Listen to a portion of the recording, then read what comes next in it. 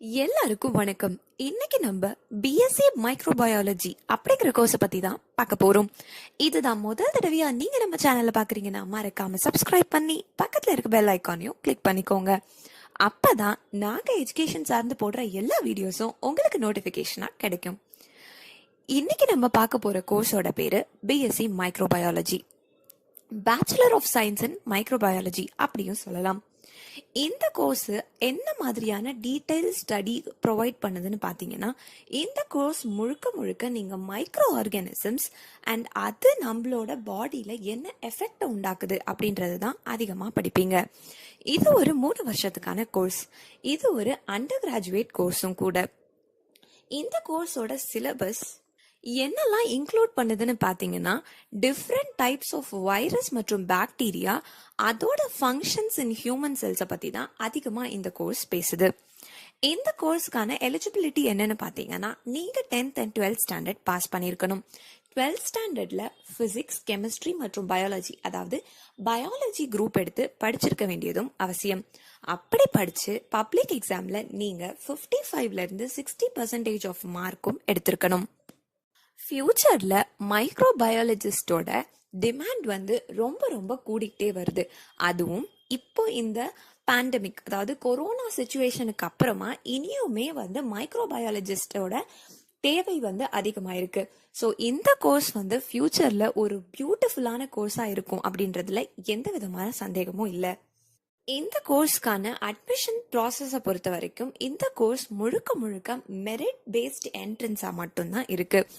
இந்த கோர்ஸை படிச்ச ஒரு கேண்டிடேட்க்கு எந்த மாதிரியான ஜாப் பொசிஷன்ஸ்லாம் கிடைக்கும்னு பார்த்தீங்கன்னா, இந்த கோர்ஸை படிச்ச ஒரு ஸ்டூடெண்ட் ஃபியூச்சர்ல மைக்ரோபயாலஜிஸ்ட் ஆகலாம், ஆப்ரேஷனல் மேனேஜர் ஆகலாம், சீனியர் பிசினஸ் அனலிஸ்ட் ஆகலாம், சீனியர் ரிசர்ச் சயின்டிஸ்ட் ஆகலாம், குவாலிட்டி கண்ட்ரோல் மைக்ரோபயாலஜிஸ்ட் ஆகலாம், கிளினிக்கல் ரிசர்ச் அசோசியேட் ஆகலாம்.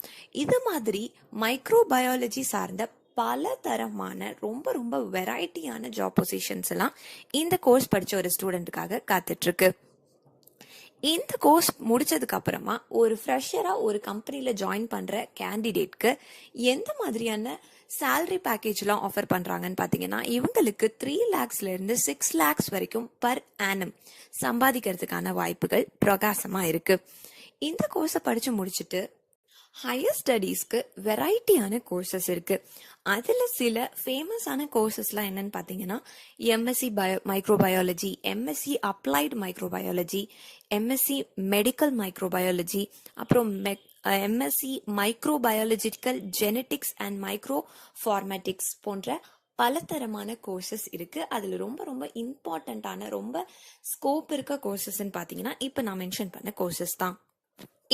இந்த பிஎஸ்சி மைக்ரோபயாலஜி அப்படிங்கிற கோர்ஸை நீங்க படிக்கும் போது 6 செமஸ்டர்ல நீங்க ஃபேஸ் பண்ண போற சப்ஜெக்ட்ஸ் என்னெல்லாம்னு பாத்தீங்கன்னா, introduction to biology, physics, chemistry, microbial ecology, English, biochemistry, introduction to microbiology, creative writing, information systems, mathematics, cultural education, molecular biology, sell biology, mycology, inheritance biology, microbial psychology, immunology, analytical biochemistry, enzyme technology, virology, biostatistics, general microbiology lab, அப்புறம் food microbiology, molecular microbiology, industrial microbiology, medical bacteriology, recombinant DNA technology, environmental and agricultural microbiology, research methodology,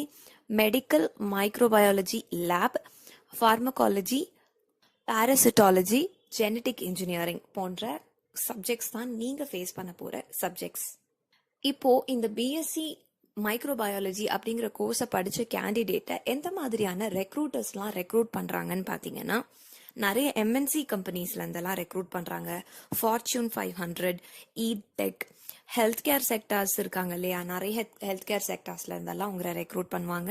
அதுல ரொம்ப குறிப்பிடத்தக்க health care sectors எதெல்லாம் பார்த்தீங்கன்னா, சிப்லா, அப்புறம் pastor, ஆர்க்ரே, unicorn, லீஷியஸ், fintech, அப்புறம் இஎல்கே education centre, இந்த மாதிரியான ரொம்ப அதிகமான ஹெல்த் கேர் செக்டார்ஸ்லேருந்து தான் இந்த பிஎஸ்சி மைக்ரோபயாலஜி படிக்கிற ஸ்டூடெண்ட்டை ரெக்ரூட் பண்ணுறதுக்கு ரெடியாக இருக்காங்க.